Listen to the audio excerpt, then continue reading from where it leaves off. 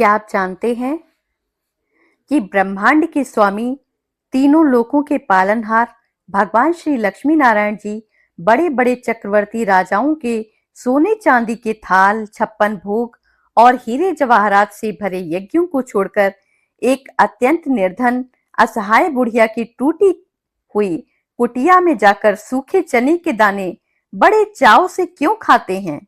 क्या आप जानते हैं कि जब कोई मनुष्य सांसारिक मोह माया और अपने राजसी वैभव के घमंड को पूरी तरह त्याग कर साक्षात पुरुषोत्तम भगवान के चरणों में समर्पित होता है, तो विधाता उसके प्रारब्ध और कर्मों की गति को किस प्रकार बदल देते हैं। आज पुरुषोत्तम मास महात्म की हमारी इस अत्यंत पवित्र और दिव्य कथा यात्रा में हम प्रवेश कर रहे हैं 19वें अध्याय में। पिछले 18वें अध्याय में हमने श्रवण किया कि कैसे महर्षि वाल्मीकि जी के मुख से अपनी पूर्व जन्म की कथा सुनकर राजा दृढ़धनवा का अहंकार चूर चूर हो गया था और उन्होंने सर्वस्व त्यागने का निर्णय लिया था। आज के इस विशेष ज्ञानवर्धक और महाविस्तृत कथा अध्याय में आप जानेंगे कि राजा दृढ़धनवा ने महर्षि वाल्मीकि जी से पुरुषोत्तम मास के कौन से ऐसे गुप्त नियम, कठिन आचरण और शास्त्रोक्त पूजा विधि पूछी जिसे करने मात्र से ही मनुष्य के 7 जन्मों के दरिद्र और पाप भस्म हो जाते हैं। इस दिव्य महाकथा को अंत तक पूरा और ध्यान से सुनिएगा, क्योंकि भगवान केवल भाव के भूखे होते हैं, वैभव के नहीं। चलिए मिलकर प्रारंभ करते हैं 19वां अध्याय। राधे राधे भक्तों, स्वागत है आप सभी का आपके अपने परम प्रिय चैनल सुभी राधा कृष्ण भक्ति चैनल पर, जहां पर हम आपके लिए लेकर आते हैं सनातन धर्म के गूढ़ रहस्य, प्रामाणिक व्रत कथाएं और 18 पुराणों का सच्चा और शुद्ध ज्ञान। पुरुषोत्तम मास के इस पावन महीने में रोजाना शास्त्रों की अमृत कथाएं श्रवण करने के लिए, अपनी इस ज्ञान यात्रा की निरंतरता बनाए रखने के लिए और प्रभु नारायण की असीम कृपा पाने के लिए इस वीडियो को एक छोटा सा लाइक देकर हमारे परिवार का हिस्सा बनने के लिए चैनल को अभी सब्सक्राइब कर लीजिए। आइए अब व्यासपीठ की मर्यादा के अनुसार पूरे विधि विधान से वंदन करते हैं और प्रभु का ध्यान करते हैं। इस पावन प्रसंग के दिव्य सागर में डूबने से पहले आइए हम सब मिलकर आदि पुरुष भगवान नारायण जी और ऋषि श्रेष्ठ और ज्ञान की अधिष्ठात्री देवी मां सरस्वती जी के चरणों में वंदन करते हैं। नारायणं नमस्कृत्य नरं चैव नरोत्तमं देवीं सरस्वतीं व्यासं ततो जयमुदीरयेत्। हे श्रोताओं, इस श्लोक का परम पावन अर्थ है कि कथा का प्रारंभ करने से पहले हम सब जगत के पालनहार भगवान नारायण जी को, मनुष्यों में सबसे श्रेष्ठ ऋषि नर नारायण को और ज्ञान की साक्षात देवी माता सरस्वती जी को और इस परम दुर्लभ महात्म्य को अपने शब्दों में लिपिबद्ध करने वाले महर्षि वेदव्यास जी को सादर प्रणाम करते हैं और उनके चरणों का आशीर्वाद लेकर इस विजय प्रदान करने वाले ग्रंथ का पाठ शुरू करते हैं। आइए अब उस आदिशक्ति भक्तों के दुखों को हरने वाले और सर्वशक्तिमान प्रभु के चरणों में अपना ध्यान लगाएं। त्वमेव माताश्च पिता त्वमेव, त्वमेव बंधुश्च सखा त्वमेव, त्वमेव विद्या द्रविड़ं त्वमेव, त्वमेव सर्वं मम देव देवम। हे परमेश्वर, आप ही मेरी माता हैं, आप ही मेरे पिता हैं, आप ही मेरे बंधु हैं और आप ही मेरे एकमात्र सखा हैं। आप ही साक्षात विद्या हैं, आप ही मेरा गुप्त धन है। हे देवों के देव, इस संसार में मेरा जो कुछ भी है वो सब केवल आपसे ही है। आपके अतिरिक्त मेरा कोई भी अस्तित्व नहीं है। बोलिए लक्ष्मी नारायण भगवान की जय, पुरुषोत्तम भगवान की जय, सत्य सनातन देवी देवता धर्म की जय।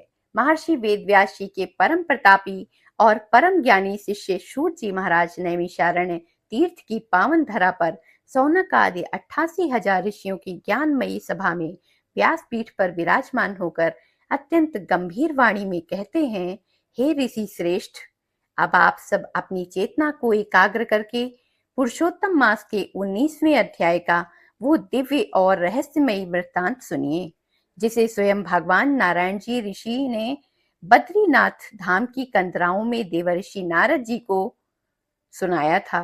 नारायण ऋषि कहते हैं, हे नारद, जब राजा दृढ़धनवा के मन का सारा राजसी अहंकार और मोह नष्ट हो गया तो उनका हृदय कंचन के समान शुद्ध हो गया।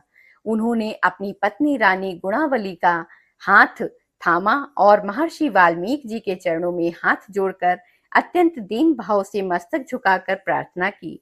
राजा दृढ़धनवा ने कहा, हे गुरुदेव, हे ज्ञान के साक्षात सूर्य, आप करुणा के सागर हैं। आपने मुझे नरक के भयानक दुखों से बचा लिया। अब कृपा करके मुझ दास पर एक और उपकार कीजिए।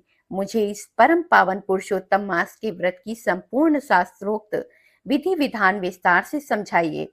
एक साधारण मनुष्य को इस पवित्र महीने में सुबह उठने से लेकर रात को सोने तक कैसे आचरण करना चाहिए, कौन कौन से कठिन नियमों का पालन करना अनिवार्य है, इस महीने में कौन से अन्न और फलों का सेवन करना चाहिए और किन वर्जित वस्तुओं का पूरी तरह से त्याग कर देना चाहिए। हे महामुनि, कृपा करके इस गूढ़ रहस्य को विस्तार से कहिए ताकि मुझसे पूजा में कोई सूक्ष्म भूल भी ना होने पाए। हे नारद मुनि, राजा दृढ़धनवा के इस प्रकार अत्यंत विनम्र, निष्कपट और धार्मिक प्रश्न को सुनकर महामुनि वाल्मीकि जी के मुख पर एक दिव्य मुस्कान बिखर गई। उन्होंने राजा के सिर पर हाथ रखकर कहा, हे राजन, सुनो, पुरुषोत्तम मास का व्रत संसार के सभी व्रतों का राजा है। इसकी समता न हो तो करोड़ों यज्ञ कर सकते हैं और ना ही कठिन तीर्थ। इस महीने में मनुष्य को सूर्योदय से 2 घंटे पूर्व यानी ब्रह्म मुहूर्त में उठ जाना चाहिए। अपने इष्ट देव का स्मरण करके किसी पवित्र नदी, सरोवर या यदि संभव ना हो तो घर पर ही जल में गंगा जल मिलाकर स्नान करना चाहिए। स्नान करते समय भगवान नारायण के नामों का संकीर्तन करना चाहिए। इसके पश्चात स्वच्छ बिना फटे पीले वस्त्र धारण करके पवित्र आसन पर बैठकर भगवान श्री लक्ष्मी नारायण जी की धातु या मिट्टी की सुंदर प्रतिमा के सामने घी का अखंड दीपक प्रज्वलित करना चाहिए। प्रभु का पूजन षोडशोपचार विधि से यानी 16 पवित्र सामग्रियों से करना चाहिए, जिसमें गोपी चंदन, तुलसी दल, ऋतु फल और पीले फूलों का अर्पण सबसे मुख्य है। हे राजन, इस पूरे महीने में तामसिक आचरण का पूरी तरह त्याग करना होता है। कांसे के बर्तन में भोजन करना, लहसुन, प्याज, मांस, मदिरा, मसूर की दाल, उड़द की दाल, राई, मादक पदार्थ और यहाँ तक कि चावल का सेवन भी इस महीने में पूरी तरह से वर्जित माना गया है। मनुष्य को भूमि पर कुशासन या चटाई बिछाकर शयन करना चाहिए और मन, वचन तथा कर्म से पूर्ण ब्रह्मचर्य का पालन करना चाहिए। सबसे बड़ा नियम ये है राजन कि इस महीने में किसी भी असहाय जीव को कष्ट नहीं देना चाहिए, किसी की निंदा या चुगली नहीं करनी चाहिए और क्रोध का त्याग करके सदा शांत रहना चाहिए। महामुनि वाल्मीकि जी राजा दृढ़धनवा को देखते हुए आगे कहते हैं, हे राजन, एक बात हमेशा अपने जीवन में गांठ बांध कर रख लो। भगवान पुरुषोत्तम कभी भी बड़े बड़े आडंबरों, सोने चांदी के बर्तनों या दिखावे के यज्ञों से प्रसन्न नहीं होते। वे तो केवल और केवल भक्त के हृदय का निश्चल और पवित्र भाव देखते हैं। इसी संदर्भ में इतिहास का एक अत्यंत मार्मिक और रोंगटे खड़े कर देने वाला प्रसंग सुनो। प्राचीन काल में इस पृथ्वी पर राजा चित्रबाहु नामक एक बहुत ही वैभवशाली और पराक्रमी राजा राज करते थे। जब उनके राज्य में पुरुषोत्तम मास आया तो राजा चित्रबाहु ने अपनी धन दौलत और शक्ति का प्रदर्शन करने के लिए एक अत्यंत विशाल और भव्य यज्ञ का आयोजन किया। राजा ने देश विदेश के बड़े बड़े पंडितों को बुलाया, सोने के बर्तनों में 56 भोग तैयार करवाए और बहुत घमंड के साथ लाखों गायों और हीरे जवाहरातों का दान किया। राजा चित्रबाहु को अपनी इस धन दौलत पर बड़ा अहंकार था। वो सोचता था कि उसके जैसा भव्य व्रत और यज्ञ पूरे ब्रह्मांड में साक्षात इंद्र भी नहीं कर सकते। परंतु उसी नगर के एक सुदूर कोने में एक फटी हुई टूटी कुटिया में एक अत्यंत वृद्ध, असहाय और निर्धन बुढ़िया रहती थी।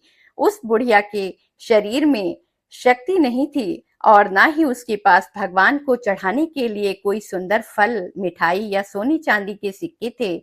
उसने पूरे पुरुषोत्तम मास में केवल दूर बैठकर, निराहार रहकर, भूख प्यास की परवाह किए बिना साक्षात नारायण के नाम का मानसिक जाप किया था। उसकी आत्मा प्रभु के प्रेम में रोती रहती थी। जब अधिक मास का अंतिम दिन आया, यानी व्रत के पारण का समय हुआ, तो उस गरीब बुढ़िया के पास भगवान के भोग के लिए केवल एक मुट्ठी सूखे और फटे हुए चने के दाने थे। उसने अपनी कांपती हुई हथेलियों में उन सूखे चनों के दानों को लिया। उसकी आंखों से आंसुओं की धारा बहने लगी। उसने प्रभु की प्रतिमा के सामने वे चने रख दिए और रोते हुए करुण पुकार लगाई, हे जगत के पालनहार, हे अनाथों के नाथ, मैं अत्यंत निर्धन हूँ, अभागन हूँ। मेरे पास आपको अर्पित करने के लिए ना सोने का थाल है, ना 56 भोग हैं। कृपा करके इस दासी के इन सूखे चने के दानों को ही स्वीकार कर लीजिए। प्रभु, मेरे पास इसके अतिरिक्त और कुछ भी नहीं है। हे राजन धनवा, तुम विधाता के उस न्याय को सुनो। साक्षात भगवान पुरुषोत्तम उस घमंडी राजा चित्रबाहु के सोने के महल, उनके 56 भोगों और भव्य यज्ञ की आहुतियों को छोड़कर बीच हवा में से अंतर ध्यान हो गए और वे सीधे उस गरीब बुढ़िया की टूटी फूटी कुटिया में साक्षात चतुर्भुज रूप में प्रकट हो गए। भगवान ने अपने दिव्य हाथों से उन सूखे चने के दानों को उठाया और बड़े चाव से मुस्कुराते हुए उन्हें ग्रहण किया। राजा चित्रबाहु का यज्ञ अधूरा रह गया क्योंकि उसमें मैं और मेरा यानी अहंकार छुपा था, और उस निर्धन बुढ़िया का वो छोटा सा अर्पण महापुण्य बन गया क्योंकि उसमें निष्कपट और निश्चल प्रेम था। महर्षि वाल्मीकि जी के मुख से इस परम भावुक और ज्ञान से भरी कथा प्रसंग को सुनकर राजा दर्धनवा की आंखों से आंसुओं की अविरल धारा बहने लगी। उनका बचा खुचा राजसी घमंड भी पल भर में हवा में विलीन हो गया। उन्होंने सत्य को जान लिया कि भगवान को सोने का मुकुट नहीं, बल्कि अंतःकरण की शुद्धता चाहिए। राजा दर्धनवा और उनकी पत्नी रानी गुणावली ने उसी क्षण अपने महल के समस्त राजसी ऐश्वर्य, कोमल सया और सुखों का सदा के लिए त्याग कर दिया। उन्होंने अत्यंत साधारण वस्त्र धारण किए और महर्षि वाल्मीकि जी द्वारा बताए गए एक एक कठिन नियम का अक्षरशः पालन करना प्रारंभ किया। वे रोज सुबह ब्रह्म मुहूर्त में उठते, नदी किनारे स्नान करते, प्रभु के सामने दीपदान करते और पूरा दिन और रात केवल हरि नाम के संकीर्तन में लीन रहते। धीरे धीरे उनका अंतःकरण दर्पण के समान साफ हो गया। अधिक मास के इस परम पुण्य के प्रभाव से उनके जन्म जन्मांतर के संचित पाप कर्म जलकर पूरी तरह से भस्म हो गए और वे साक्षात बैकुंठ लोक के अधिकारी बन गए। सूत जी महाराज शौनक आदि ऋषियों से कहते हैं, हे ऋषिवर, इस प्रकार पुरुषोत्तम मास महात्म्य के 19वें अध्याय में समर्पण की पराकाष्ठा और व्रत के कठिन नियमों का वर्णन है जिसने राजा को मोक्ष का अधिकारी बना दिया। ओ मेरे प्यारे भक्तों, ये थी 19वें अध्याय की वो अमर और पावन कथा जो हमें सिखाती है कि ईश्वर को केवल हमारा निष्कपट भाव चाहिए, दिखावा नहीं। अगर सुभी राधा कृष्ण भक्ति चैनल की ये अनूठी प्रस्तुति, ये सुंदर शास्त्रीय श्लोक वंदन और 19वें अध्याय की ये मर्म स्पर्शी कथा आपके दिल को छू गई हो तो प्रभु पुरुषोत्तम के चरणों में इस वीडियो को एक लाइक जरूर अर्पित करें। इस अमृतमयी कथा को अपने मित्रों, सनातनी भाई बहनों और परिवार के व्हाट्सएप ग्रुप में शेयर करना बिल्कुल ना भूलें ताकि वे भी इस पवित्र महीने में भक्ति का असली अर्थ समझ सकें। कमेंट बॉक्स को सूना मत छोड़िए। प्रभु के सम्मान में पूरी श्रद्धा से अपनी हाजिरी लगाइए और लिखिए जय लक्ष्मी नारायण या जय पुरुषोत्तम भगवान। और हाँ, हमारी इस पावन अमृतमयी कथा का अगला यानी 20वां अध्याय इस पूरी कथा का सबसे बड़ा और चमत्कारी मोड़ है, उसे देखना बिल्कुल मत भूलिएगा। आगे के सभी अध्याय रोजाना इसी प्रकार प्रामाणिक रूप से श्रवण करने के लिए चैनल को सब्सक्राइब करके बेल आइकन घंटी का बटन दबाकर आल पर सेट जरूर कर लें। मिलते हैं कल सुबह के वीडियो में। तब तक के लिए जय श्री कृष्ण, हर हर महादेव। ओम नमो भगवते वासुदेवाय। Hare Krishna, Krishna Krishna